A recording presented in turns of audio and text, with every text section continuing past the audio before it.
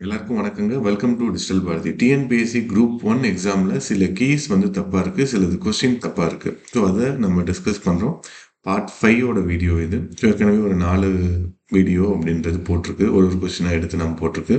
இதுல கொஸ்டின் வந்து பார்த்தீங்கன்னா, கேல் ரத்னா விருது கிரிக்கெட் வீரர் முகமது சமிக்கு வழங்கப்பட்டது.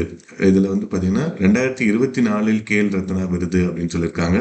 முதல்ல அதுவே தப்பு. 2024 கேல் ரத்னா விருது இன்னும் அறிவிக்கவே இல்லை. 2023 அறிவிச்சது தான். 2024 ஜனவரி மாசம் தந்தாங்க. பிரசிடென்ட் ஆஃப் இந்தியா தான் தந்தாங்க. அது வந்து முகமது ஷமிக்கு தந்தது வந்து பாத்தீங்கன்னா, இந்தியன் பேசர் முகமது சாமி ரிசீவிங் த அர்ஜுனா அவார்ட். சரிங்களா? அர்ஜுனா விருது தான் முகமது சமிக்கு தந்திருக்கிறாங்க. ஸோ இதுதான் வந்து முக்கியமா நம்ம கவனிக்க வேண்டிய ஒரு விஷயம். ரெண்டாவது ஸ்டேட்மெண்ட் வந்து அந்த மினிஸ்டர் தந்தாரு அப்படின்னு போட்டிருக்காங்க. மினிஸ்டர் தந்திருக்க மாட்டாரு. ஆஹ் இந்த விருதினை மத்திய இளைஞர் மற்றும் விளையாட்டு ஆஹ் துறை அமைச்சர் அனுராக் தாக்கூர் வழங்கினார். அனுராக் தாக்கூர் வழங்க மாட்டாரு. ஸோ அவங்களே தப்புன்னு கொடுத்துருக்காங்க. ஸோ ரீசன் வந்து தப்புன்னு தான் கொடுத்துருக்காங்க. கூற்று வந்து சரி அப்படின்னு கொடுத்துருக்காங்க. ஸோ கூற்று வந்து தப்பு. அப்போ கொஸ்டின் வந்து தப்பு. ஸோ அட்டன் பண்ண எல்லாருக்குமே மார்க் போடுவாங்க. ஸோ இதுக்கு எவிடன்ஸ் வந்து என்ன அப்படின்னு பார்த்தீங்கன்னா, ஸோ இது வந்து கவர்மெண்ட் டாக்குமெண்ட். சரிங்களா? நான் இதை வந்து லிங்க்ல நான் போட்டு வைக்கிறேங்க. ஸோ ப்ரெஸ் இன்ஃபர்மேஷன் பியூரோ போடுறது ஸ்போர்ட்ஸ் அவார்ட் பற்றி எல்லாத்தையுமே கொடுத்துருக்குறாங்க. ஓகேங்களா?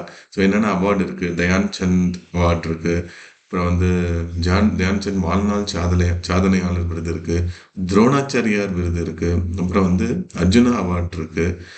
ஸோ இது மாதிரி நிறைய விருதுகள் இருக்குது. மௌலானா அப்துல் கலாம் ஆசாத் விருது இருக்குது. ஒரு விருது இருக்குது. ஸோ இந்த டாக்குமெண்ட்டில் இது எல்லாத்த பற்றியும் இருக்கும். மோஸ்ட்லி இந்த அவார்ட் வந்து ஸ்போர்ட்ஸ் ரிலேட்டடாக வரதை எப்பயும் எப்படி படிக்கணும் அப்படின்னா, இது ஜிகே ரிலேட்டடாக வரும். கரண்ட் அஃபேர்ஸ் கேட்பாங்கன்னா கேட்பாங்க, கேட்காமையும் போவாங்க. ஆனால் இதில் வந்து ஜிகே நிறைய கேட்பாங்க. இப்போ எந்த வருடத்தில் மேஜர் தயான்சந்த் இந்தியாவிற்காக ஹாக்கி உலகக்கோப்பையை வாங்கி தரவில்லை அப்படின்னு ஒரு தடவை கொஸ்டின் கேட்டிருக்காங்க. சரிங்களா? அவர் வந்து 1928 வாங்கியிருப்பாரு, 32 வாங்கியிருப்பாரு, 36 வாங்கியிருப்பாரு. ஸோ வேர்ல்டு வார்க்கு முன்னாடி நடந்தது எல்லாத்தையுமே வாங்கியிருப்பாரு. அதை வந்து கொஸ்டினாக கேட்டிருந்தாங்க. இதெல்லாம் ரொம்ப ரொம்ப முக்கியமானது. கடைசியாக எந்த நாட்டில் நடந்த ஹாக்கியில் அவர் விருது வாங்கியிருக்காரு, இது ரொம்ப முக்கியமானது. ஸோ பெரிய ஸ்போர்ட்ஸ் பர்சன் அவர். சரிங்களா? இது மேஜர் தயான்சந்த் ரொம்ப முக்கியமானவர்.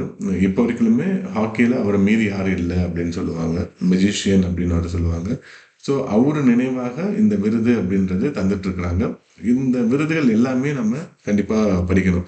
Major Dhyan Chand, Arjuna award, Dronacharya award, இது மாதிரி இருக்கிறது எல்லாத்தையுமே படிக்கணும். இந்த டாக்குமெண்ட் பாருங்க, உங்களுக்கு டீட்டெயிலாக போட்டிருப்பாங்க.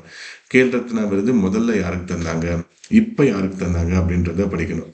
ஸோ இப்போ வந்து பார்த்தீங்கன்னா, சாத்விக் சாய்ராஜ் அப்படின்றதுக்கும் சிராஜ் ஷெட்டி அப்படின்றவங்களுக்கும் இவங்க வந்து கலப்பு, அதாவது இவங்க வந்து பேட்மிண்டன்ல 2 பேரும் சேர்ந்து விளையாடுறது கலப்பு இரட்டையருங்களா. ஸோ அது வந்து ரொம்ப முக்கியமானது. நிறைய கப்ஸ் இவங்க வாங்கியிருக்காங்க. ஏஷியன் கப்ஸ் வாங்கியிருக்காங்க, தாமஸ் கப், காமன்வெல்த் கப் வாங்கியிருக்காங்க, வேர்ல்ட் சாம்பியன்ஷிப்ல வாங்கியிருக்காங்க. உங்களுக்கு 2020லயே அவங்களுக்கு அர்ஜுனா அவார்ட் தந்தாங்க. அதுக்கப்புறம் திரும்ப இப்போ வந்து மேஜர் தியான்சந்த் கேல் ரத்னா விருது அப்படின்றது தராங்க. இதுதான் உச்சம். விளையாட்டு விருதுகள்ல முன்னாடி அர்ஜுனா அவார்டு உயரமா, ரொம்ப உயர்வான விருதா இருந்தது. இப்ப இந்த கேல் ரத்னா விருது தான் உச்சமான விருதா இருக்கு. ஸோ அப்ப இந்த கொஸ்டின் அப்படின்றது தப்பு. சரிங்களா? ஸோ இந்த டாக்குமெண்ட்டை நான் போடுறேன். ஸோ இதை நீங்க படிங்க, பாருங்க. ஸோ உங்களுக்கு ஒரு ஐடியா இருக்கும். ஓகே, ஹைலைட்டும் பண்ணிருக்குங்க இதுல. ஸோ என்ன அப்படின்ட்டு, national sports award 2023. The awardee will receive the awards from President of India. சரிங்களா? ஸோ இதில் அவங்க கொடுத்தது கரெக்டாக இருக்கு. Okay, okay. Mohammed Shami cricketer. சரிங்களா?